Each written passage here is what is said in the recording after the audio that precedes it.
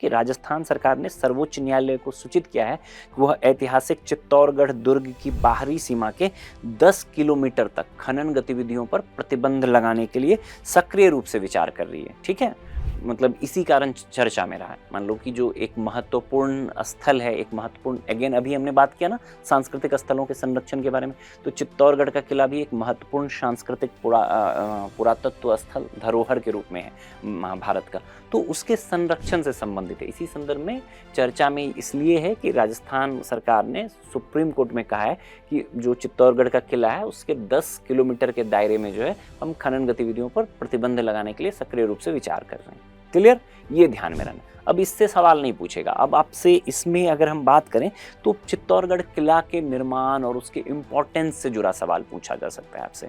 और अगर हम इसकी जो हम अपनी रेटिंग देते हैं प्रारंभिक परीक्षा, मुख्य परीक्षा के दृष्टिकोण से ये जो इन्फॉर्मेशन है या जो इसमें चीज़ें बताई गई है वो बहुत ज़्यादा इंपॉर्टेंट नहीं है आपके लिए, लेकिन प्रारंभिक परीक्षा के लिए बहुत इंपॉर्टेंट है।